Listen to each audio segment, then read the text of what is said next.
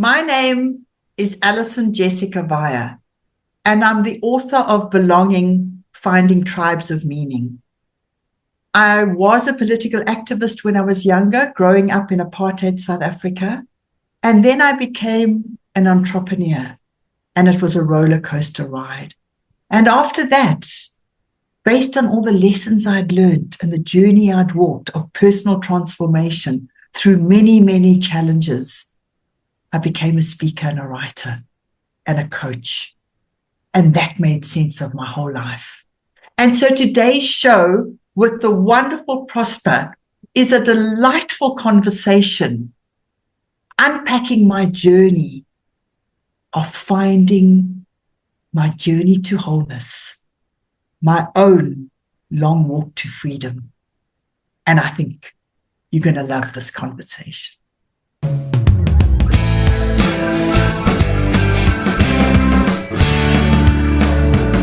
Now, ladies and gentlemen, welcome to yet another exciting episode of the Online Prosperity Show. I'm your host, Prosper Taruvinga, and today we have an extraordinary guest whose life and career are woven with resilience, transformation, and a profound mission to inspire.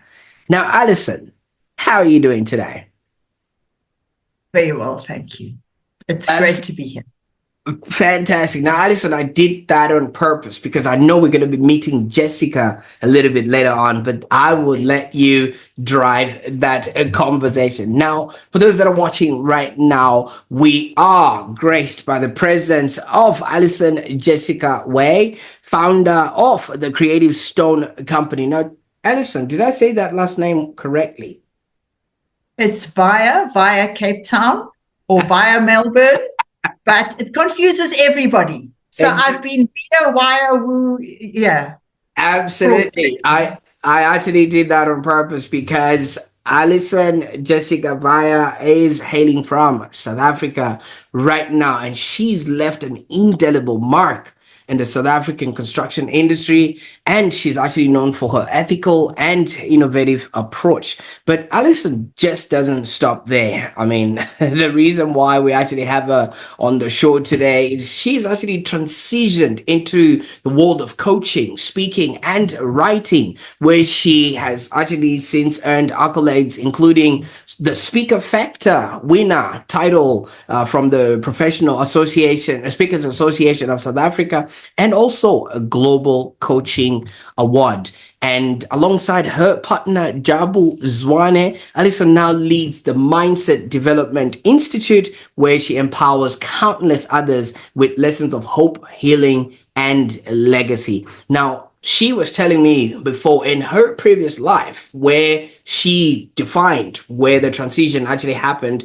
She was actually a former political activist who's worked with historical figures like President Cyril Ramaphosa. For those that are not from South Africa, you wouldn't know these names, but he's actually a really big, historical figure. And Alison is also known for her soulful storytelling that actually resonates with grace and vulnerability, and she's a true soul speaker. Now, I'm from Africa, and I've met people like Alison Jessica Weihe, who seemingly are, non-threatening, but dynamites, and they say dynamites come in small packages. Now, Alison's story is one of evolving courage from her early days in activism to crafting spaces with stone. And now she's creating conversations of healing. And she's with us today to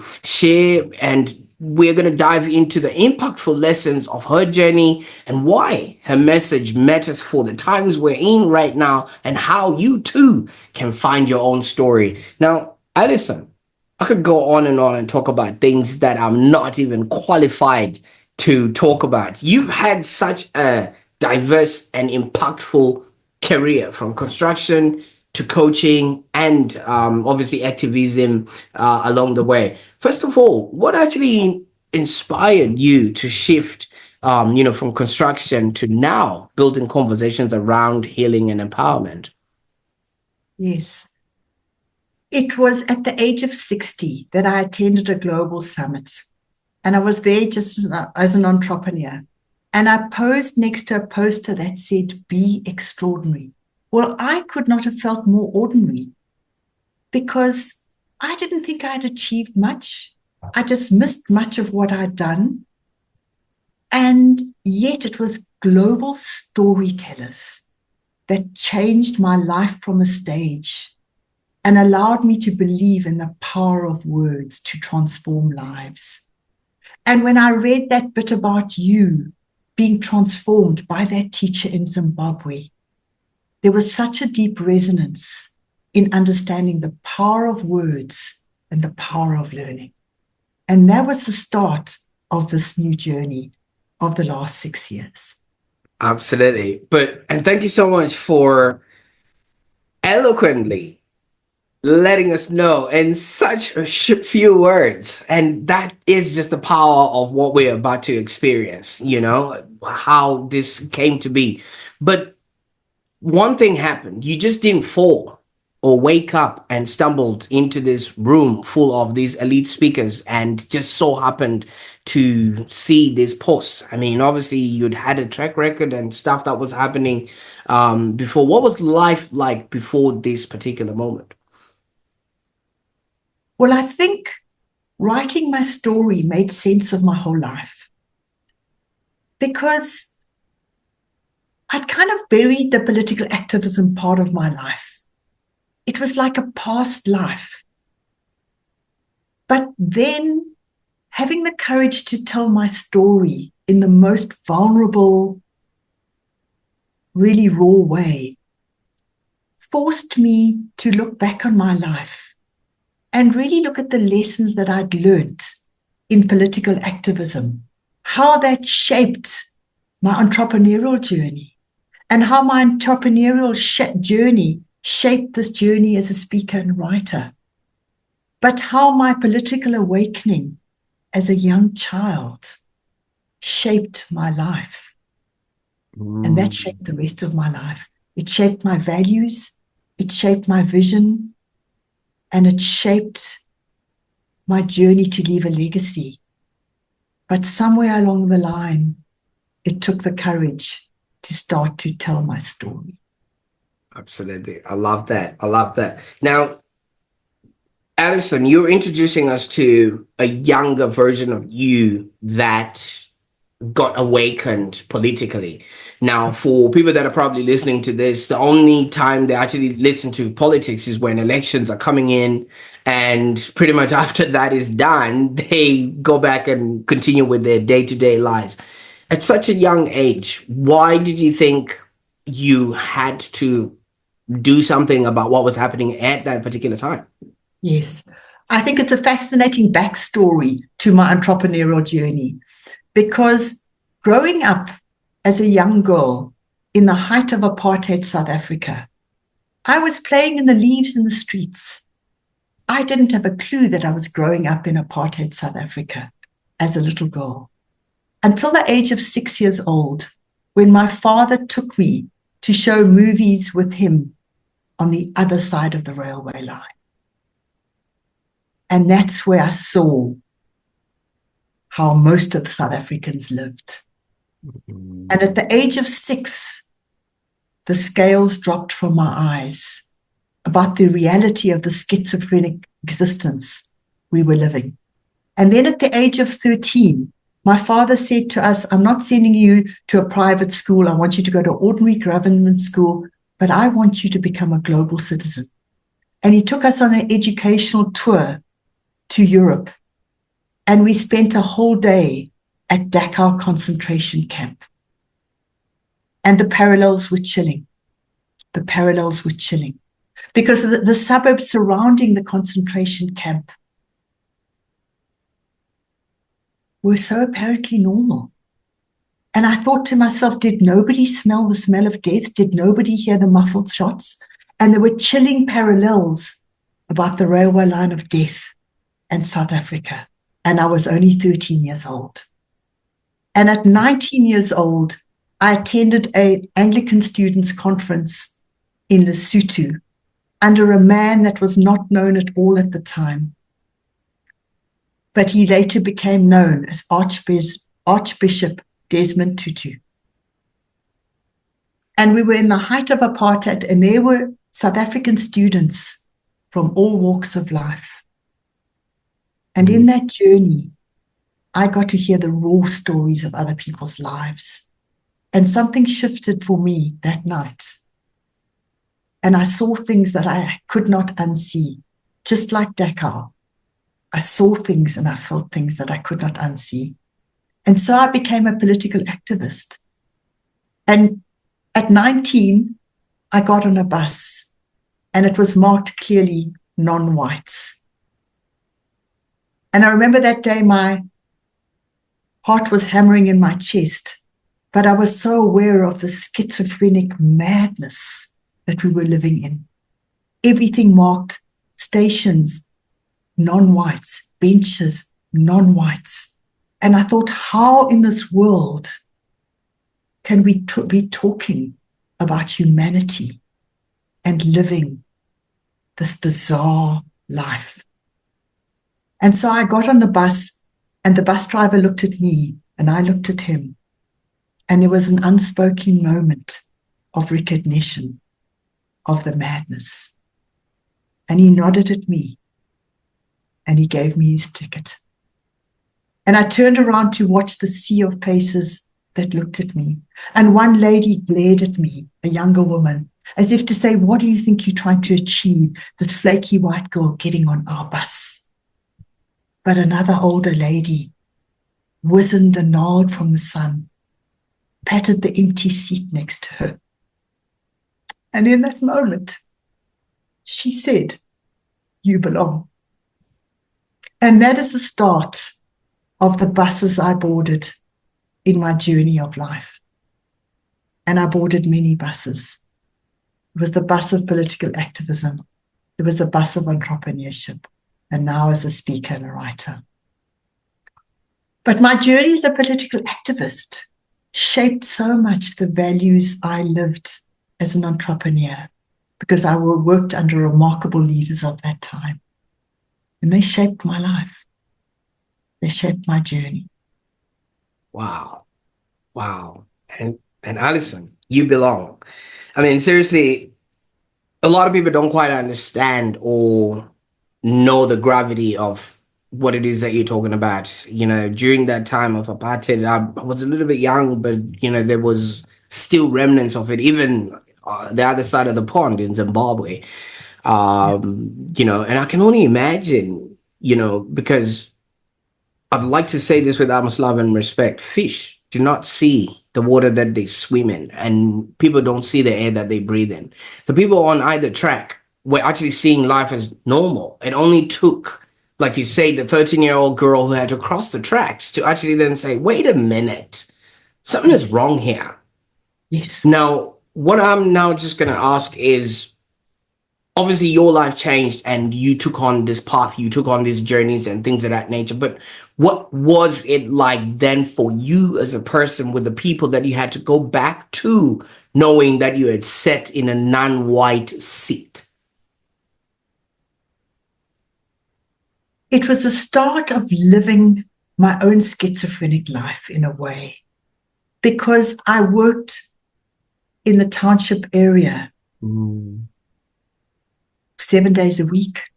We worked weekends. There was no off button. It was just strategy and delivery. And we gave our life to the struggle. But I had to go home to the so-called white suburbs. Yep. And straddle these two lives. And it was quite uncomfortable in many stages, because my family, although my father was liberal in his thinking, it was hard for them to navigate the strange daughter that had gone off to swim upstream in a different world. And there was a time where I hardly spoke to my father, even though now looking back in my life, he shaped a lot of my journey, even as an entrepreneur. But I had to straddle the strange existence. And that was part of my journey, to see the world from different angles and to go and walk amongst shacks where people went home at night, and 6 o'clock at night, they had to be behind their doors because of gunshots and crime in the area. And so you would have ordinary citizens living their life, just getting through their day next to drug dealers and murders down the road. And so I think what happened for me is it deepened my perspective as a human being of what life really looks like for so many in our country. And I think that forced me to walk a journey of feeling what it was like, but never being able to feel what it was truly like to be in somebody else's shoes. And I write a beautiful little piece in my book, Belonging, about a moment in time where, as a union organizer, we were driving through an area, and this is in the height of apartheid South Africa. And I was next to the Assistant General Secretary of the union, who was a powerful, dynamic, charismatic woman. She later also worked with the president. And we went past an area, and I said, well, let's go in there and get some lunch. And at the last moment, I saw it was, and she stiffened in her chair in the car seat, and she said, we can't go in there. And this proud, incredibly brave woman shrank into her seat because she knew that she could not sit at the same table at that clubhouse as I could. And that was a moment in my life when I knew that I could never really truly know what it was like to not be worthy of a seat at the clubhouse table. Wow. Wow. Now, I've never told that story before, live on camera. well, thank you so much for gracing the Online Prosperity show for, an exclusive like that.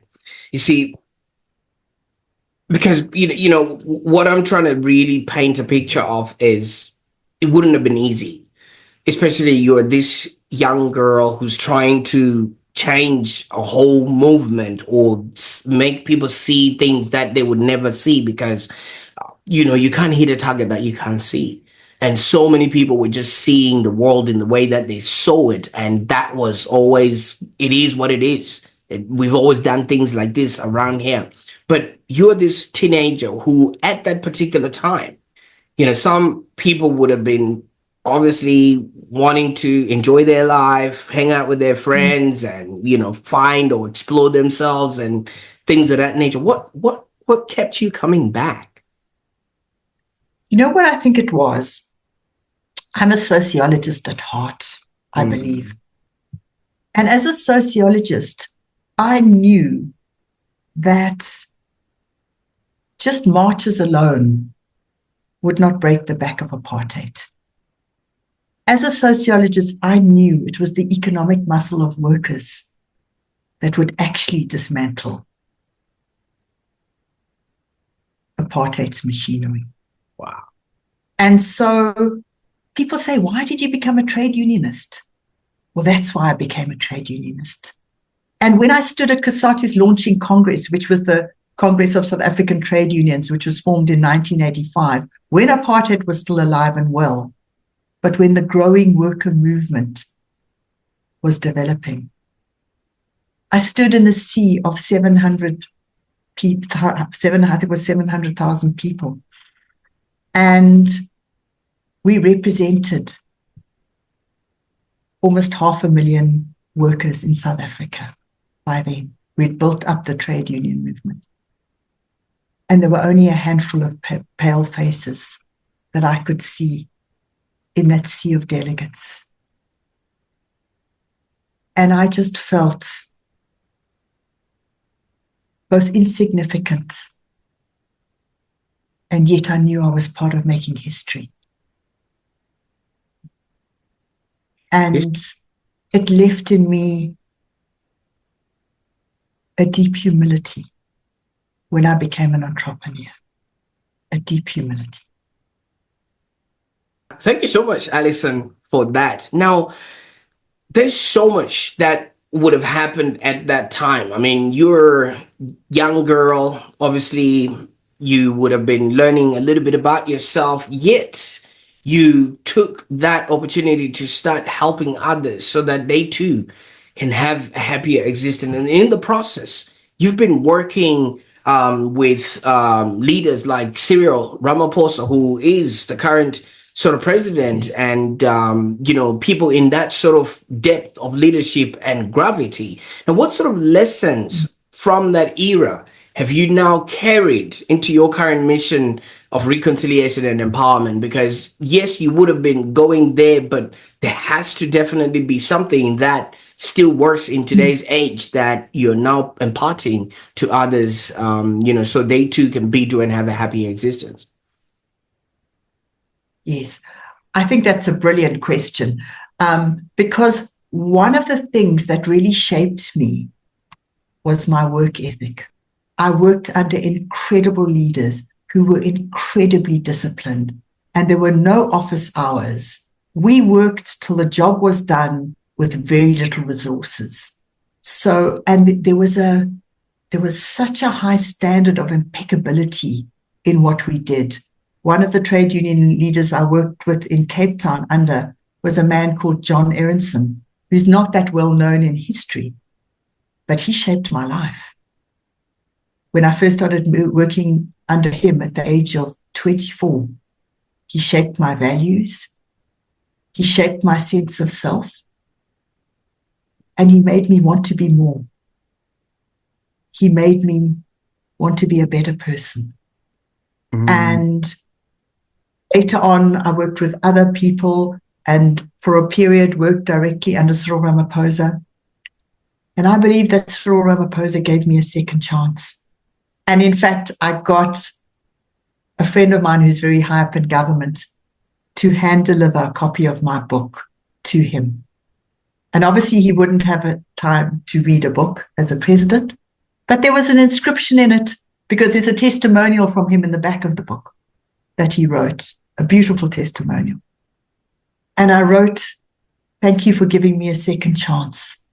Thank you for allowing me to believe in myself." And that's what he did. He was a very inspiring leader. He didn't micromanage. And he let drop things that made you believe you could do it. I remember in an early morning, we were busy with the Oliver Tambo Welcome Home campaign. It was an important moment in the history of our country. Oliver Tambo was coming home after being years in exile. And he came to me early in the Monday morning and he said, "We're having a press conference at 6:00 tonight. And I need you to do X, Y, media campaign, T-shirts, banners, etc., etc." And I remember looking at him and saying, "I don't know how I'm going to do that by 6:00 tonight." And he just looked at me and he said, "You will do it." And it wasn't an instruction, it was an affirmation. And I did. And because I'd networked so much in the movement, I had people who did T-shirts, I had people who did banners, I had media partners, I'd established an extensive network in all my years. And so that night at the press conference, everything was ready. But he really instilled in me, again, a wanting to be more for a bigger message, for a bigger picture. And it wasn't about me, and it wasn't about us. It was about a deeper, transcendent message. It was about making the world a better place for all. And today, we're poised in a pivotal moment in the history of the world with the US elections happening at the moment. And there's an enormous amount of division in the world. Hatred, uncertainty, insecurity, people battling with identity, people battling with suicide rates soaring. And so the world is a complex place. And I believe now it's my duty to tell my story. It's my duty to tell my story so that others might realize the power of their story that they might have kept hidden. Because it's only by telling stories of resilience and courage and healing and hope that we can turn the anguish of this world into conversations of hope. Absolutely. And it takes people like yourself who have had that lived experience to be able to then send the elevator down with the tools, systems, and processes, and knowing that things can actually be better than they actually are. And there's statements, that people would say, I am standing this tall because of the shoulders of giants that I'm standing on. So you too had to have other people believe in your capability in order for you to be able to then stand in and say, you know what? Yes, I can do this. Yes, I belong. And I think that's what you're doing for others right now, aren't you? Yes. Yes. Wow. Somebody would have been like, you know what? I've done my part. Everybody's okay. You've got the Rand. You've got the Cape Town beach. You can all go and enjoy. Let me also take time off. But now you're literally transforming other people's lives in the process and, really living the axiom that people are here to live, to learn, and to contribute. Yes. You've learned all there is to learn about living a happier existence. Now you're helping others be, do, and have that too. And that's an honor. And it's an honor that I don't take lightly. Wow. Wow.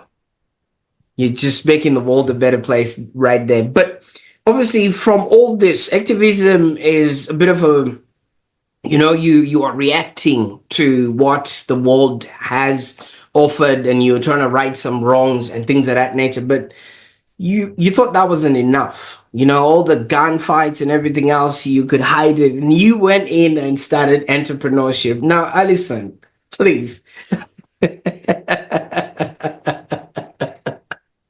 You just are a sucker for punishment, aren't you? Absolutely. That's what I am.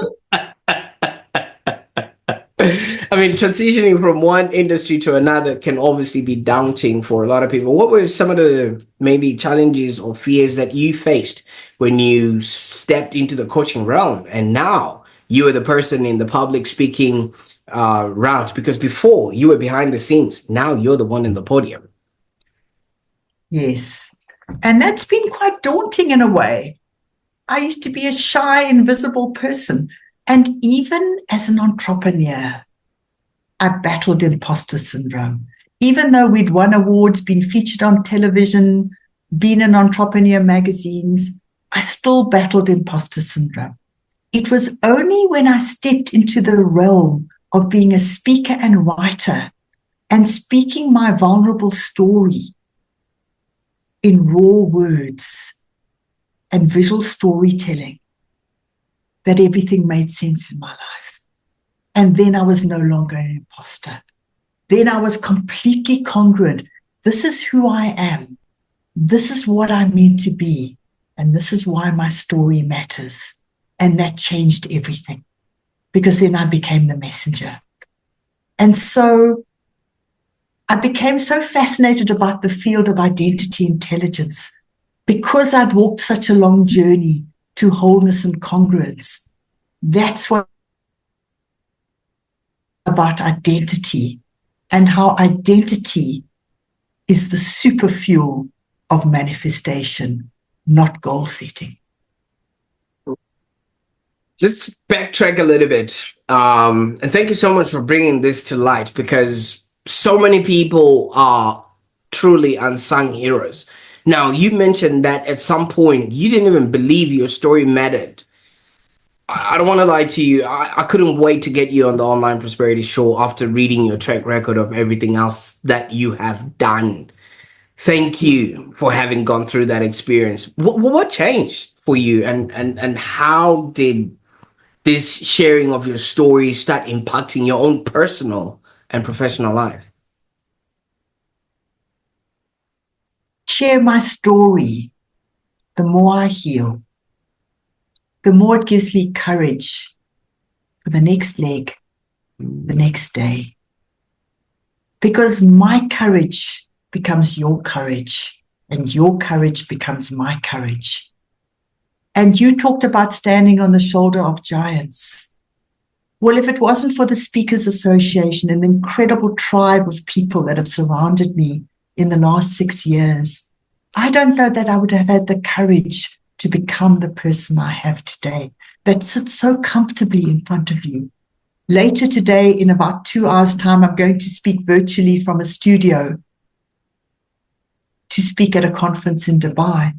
Wow. And I'm just comfortable living this life.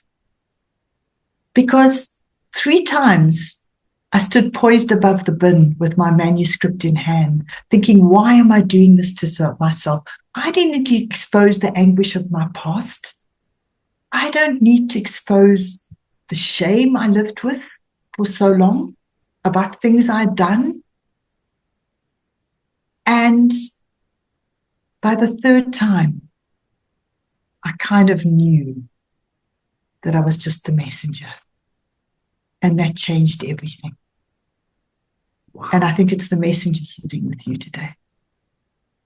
I love that. You know why? Because it takes a redemptive amount of transformation and change and a complete yes a shift in your identity to then look at the past you, who you were before, and transform that person into who you are now becoming.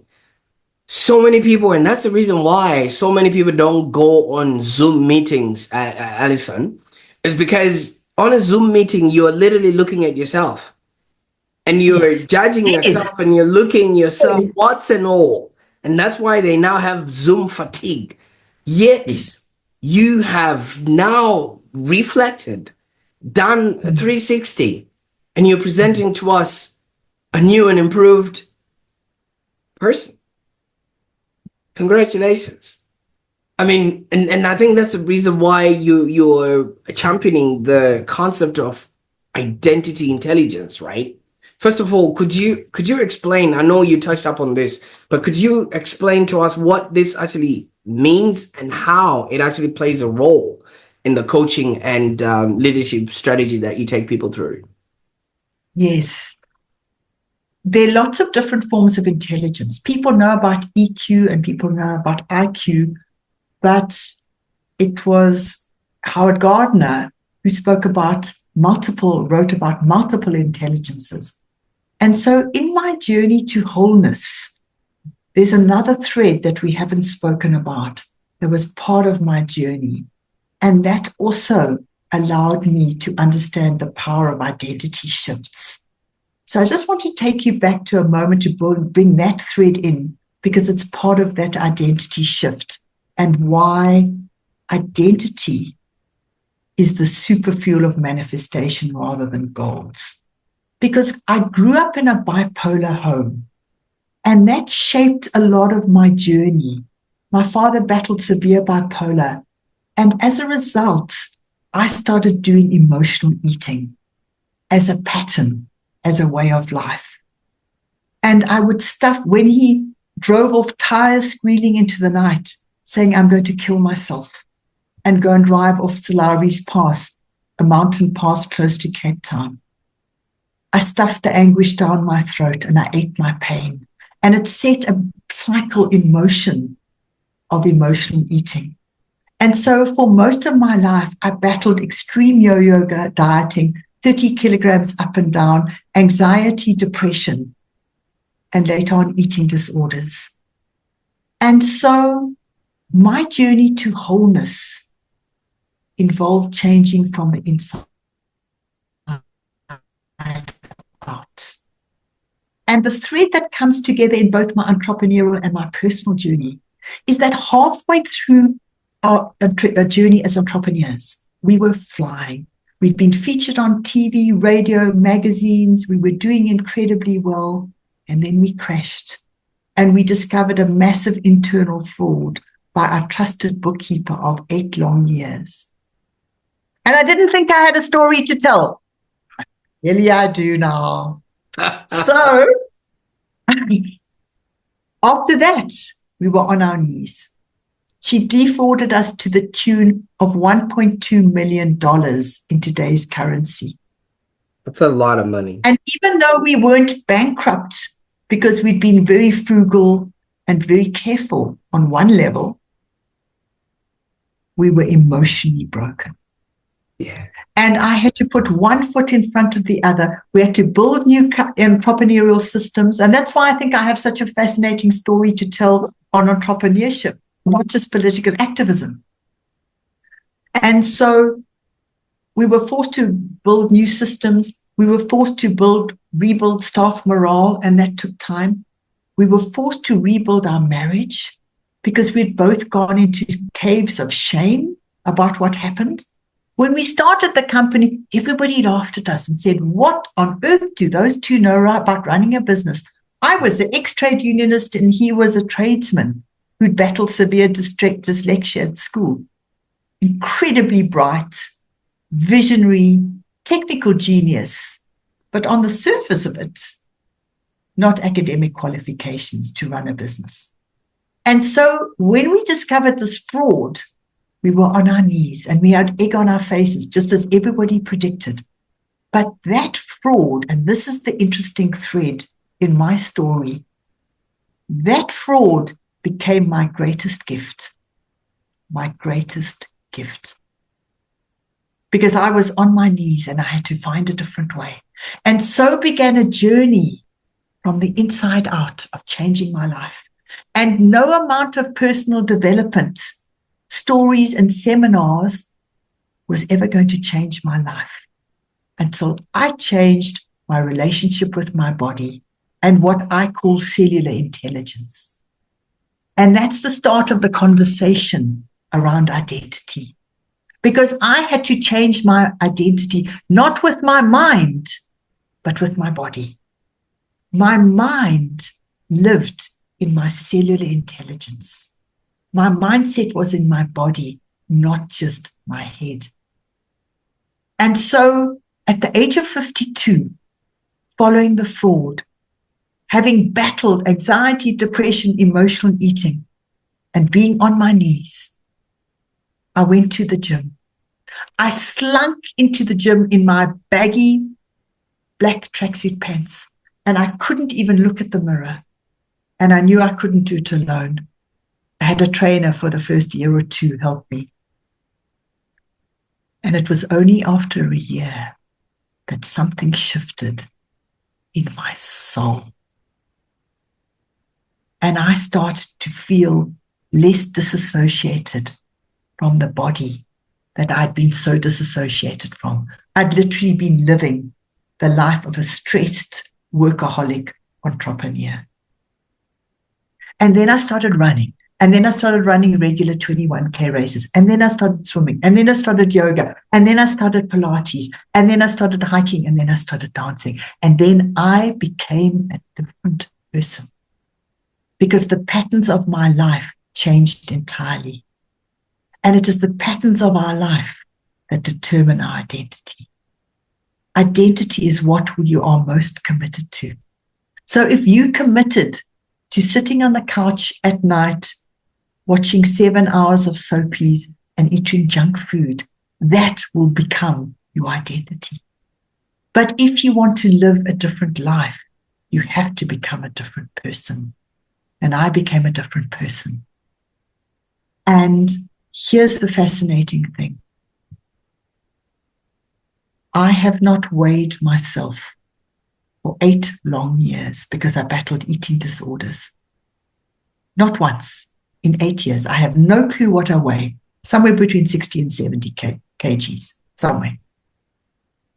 I am no longer defined by a number on the scale or my age, because I have become a different person.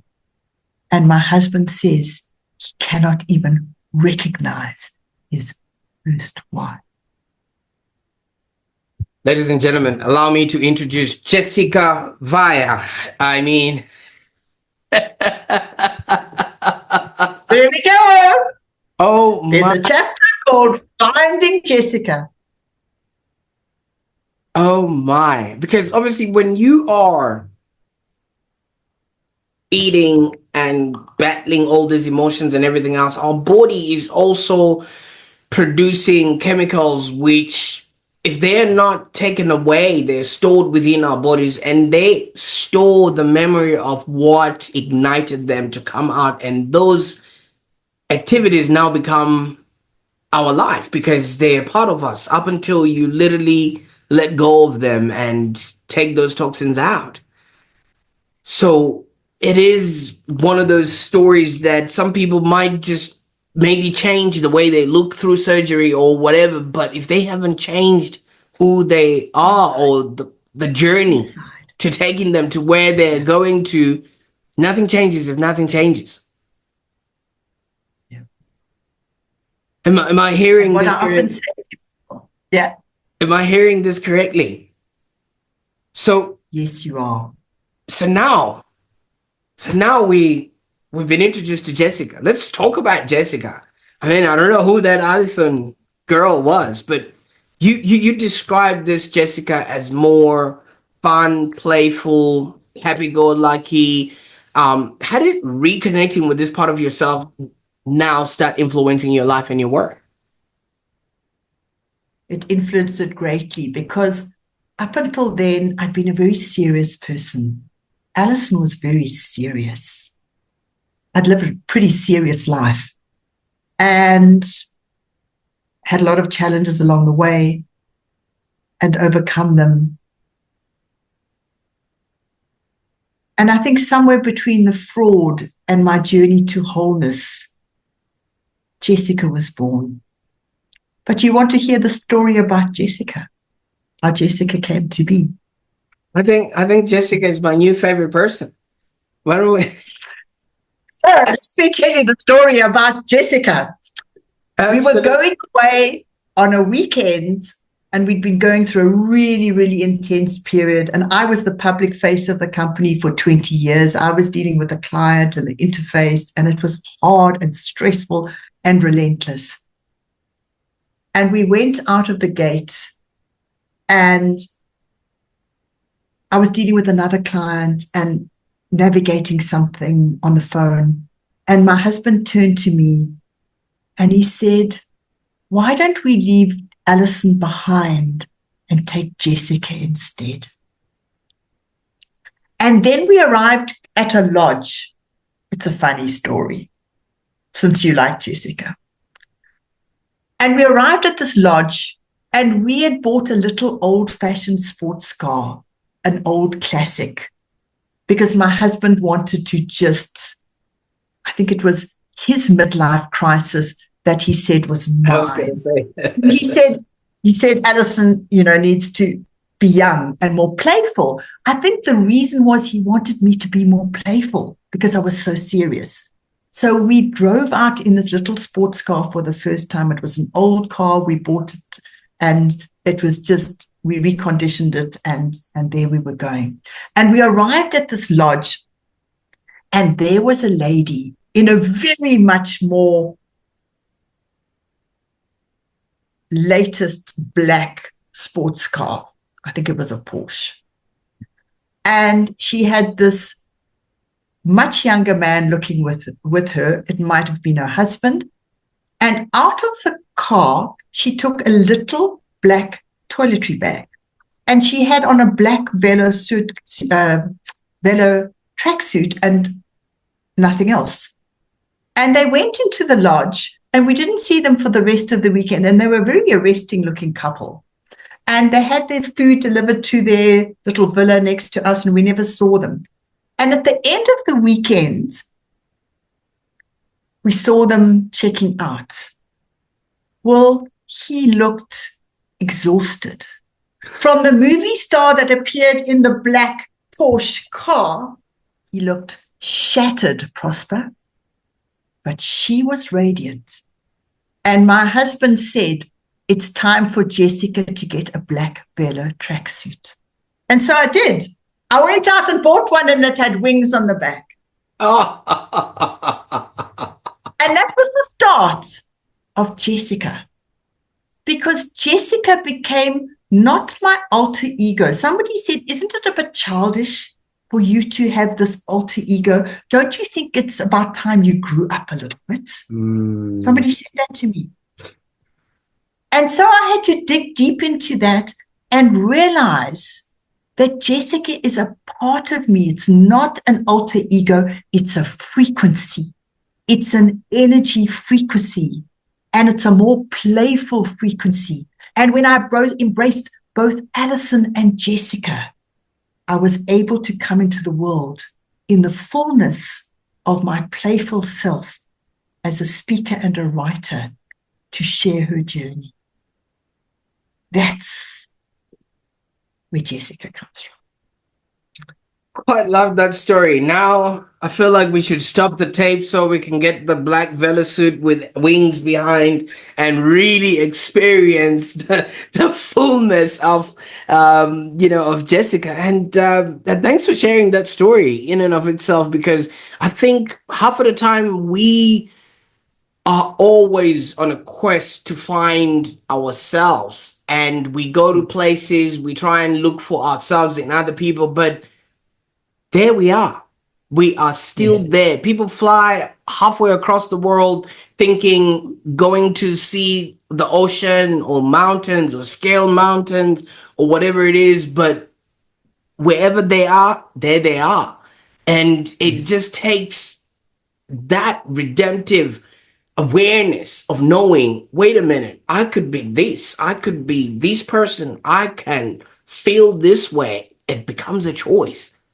And Jessica, I think you literally hold in your hands the roadmap on how to be, do, and have a happier existence. Now, if somebody's fascinated about the story and would like to get in touch with you, connect with you, and dive deeper, and maybe buy themselves a black Bella suit, which also has wings or whatever it is that gives them power, what would be the best way that people can get a hold of you, or what are you offering us today? Yes. You can follow me on LinkedIn, on Facebook, Instagram, YouTube channel, and then the speaking engagements that I'm doing are there and coming up. And like I'm speaking later today at a conference in Dubai virtually from a studio. And so I love it when my voice touches people, because it's not a how-to voice. It's an evocative journey. And it seems to be that my vulnerable tone actually gives people permission. I had to have permission to become Jessica. And I hope my voice gives other people permission to step into who they were truly meant to be, a part of themselves that they maybe kept buried. When I was younger, people said to me, I was too melodramatic in the school play. When I wrote, people said I was too melodramatic as a journalist. So I dimmed my light and shut down my shine. And so I hope in people following me, and above all, I think reading my book really gives a full picture to the journey. And my book is available on Amazon. In South Africa, it's available in all the major bookstores. And I'm more and more speaking my story, because I finally believe my story matters. Wow. See, your life story and your experience have so much value for those people that are maybe navigating self-esteem challenges, or they're later on in life and they're starting to experience the things that challenge sort of older women and things of that nature. And I just feel like you have aptly said, you know, you got someone to give you permission, but now you literally are allowing people to give themselves permission in order for them to be, do, and have a happy existence. And it's such a liberating life and a Yes. liberating existence. You know, I opened up my Zoom and there you were in all red and everything else. And I was like, that is my show right there. Thank you so much for bringing Jessica to this show today. Thank you so much. I think my journey is from warrior, worrying what everybody thought, to warrior, warrior of change. Absolutely. But it would be remiss for me to not ask this, Jessica. Do you ever have conversations with Alison and ask her, listen, why were you, who do you, does that happen? Yes, because I still sometimes have to navigate those old voices. I still sometimes, and I'm honest about it. I don't try and make out like my life is just seamless and glamorous. Sometimes the visibility can be quite scary for me. And sometimes I have to have conversations with Alison. Does she Because, listen? sorry? Does she listen? Sometimes she's a bit slow to catch on, but she does eventually listen. Thank goodness. Because she's realized it's so much more fun to live as Alison Jessica than just as Alice. So, Yeah. Now, Jessica, I mean, we could go on and on, but I feel like, you know, I want to give people the opportunity and to allow themselves to then follow you and continue this journey with you. But for those that are probably feeling a little bit uncertain about maybe embracing change, and they're probably looking at their age, they're probably looking at the scale, which you haven't been doing for the past 8 years. They're probably just looking at everything else that's around them. And especially maybe they've gone on later in life and they're thinking, you know what? I think this is it. There's nothing I can do to change this situation. I can never be a Jessica. I'll just remain as the Alison that I am. What would you say to maybe encourage them to start their own journey of transformation? I would say, don't wait 60 years to start believing in yourself. Don't wait 60 years to start loving yourself. Don't wait 60 years to own your story, because your story could change somebody else's life. It's Wow. never too late to reinvent who you are. I am living proof. It is never too late to step into a new version of who you were truly meant to be. Jessica, I think you owe us a book. Was it Alison or Jessica who wrote this book? Alison Jessica. Yes, but Jessica had to be the spirit of fearlessness, because Brené Brown says courage is not the absence of fear, it's the absence of armor. And I wrote this book without armor, without 1 inch of armor. And that took great courage. And I had to call on Jessica. That's the truth. Absolutely. Now, we've heard where you've been, what it is that you're doing, and making this global impact that you are doing. What's next, Jessica? This is a faith-led journey. This is a faith-led journey, particularly the last 6 years. So it's a little bit coming back to the identity and manifestation journey. I'm living in my identity and doors are opening. I'm not living in goals. I didn't set any goals for this year. I set an identity and doors opened. And you are sitting here before me, Prosper, today as a symbol of that journey. Identity, not goals. I think that's a powerful message. about transformation. So I haven't set goals for next year. I am living in an identity of serving. And when you are there to serve, doors open and people meet you along the road who you are meant to meet.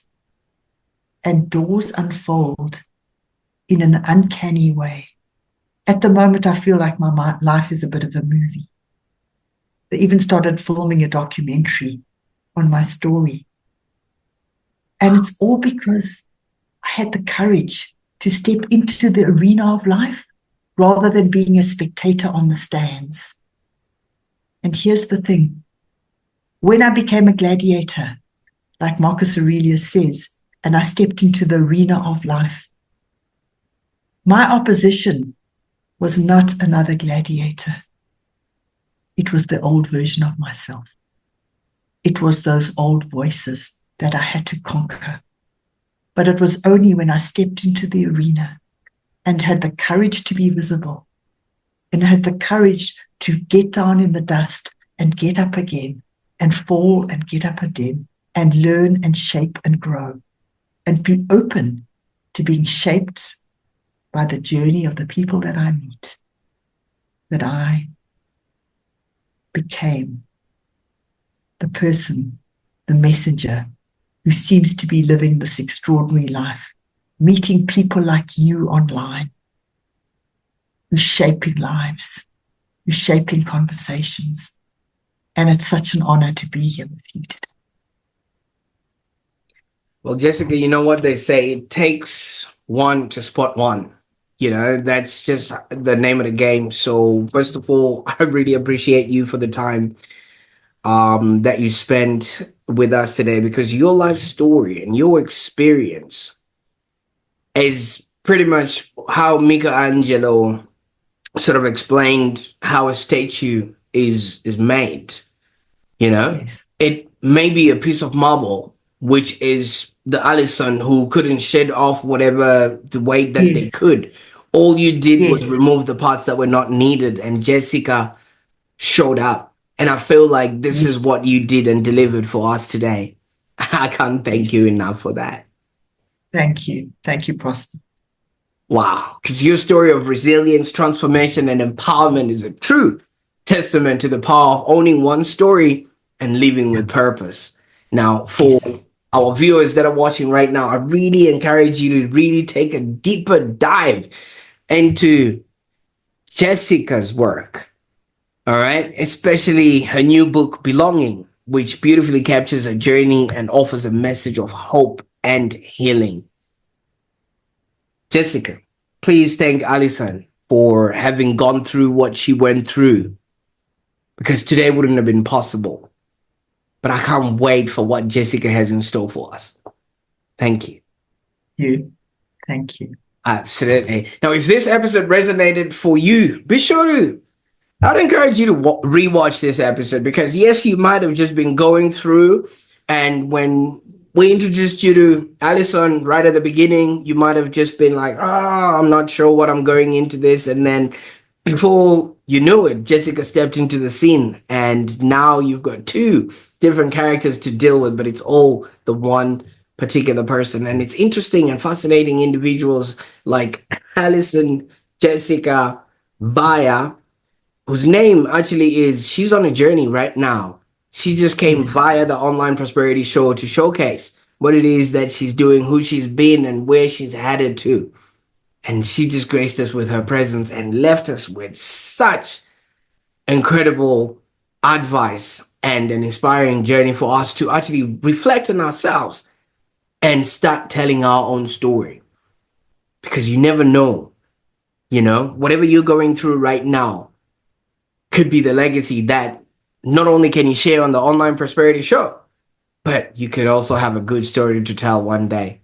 I can't wait to see what this is all gonna pan out to. So for those that are watching right now, please subscribe to the Online Prosperity Show for more enlightening conversations with remarkable guests like Jessica. Until next time, keep building your own legacy, and it only happens one conversation at a time. Bye for now.